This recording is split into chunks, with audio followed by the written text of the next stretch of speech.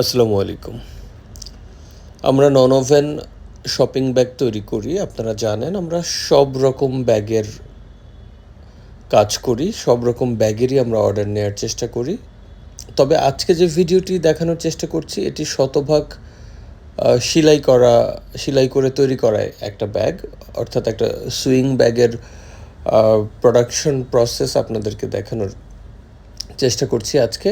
Even একটা সেলাই ব্যাগের সবচেয়ে জটিল এবং কঠিন যে প্রসেসটি রয়েছে সেটি আজকে দেখাবো।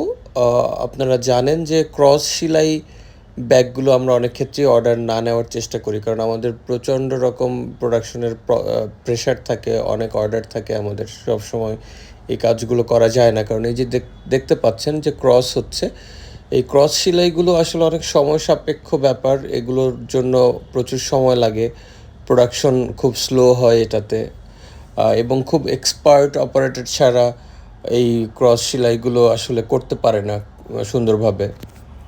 সো সব কিছু মিলিয়ে আমরা আমাদের প্রোডাকশন স্লো হয়ে যাওয়ার একটা ঘটনাও এখানে থাকে। অন্যান্য অর্ডারগুলো আমাদের ডেলিভারি টাইম ডিলে হয়ে যায়, যে কারণে অনেক সময় আমরা এই অর্ডারগুলো নিতে চাই না।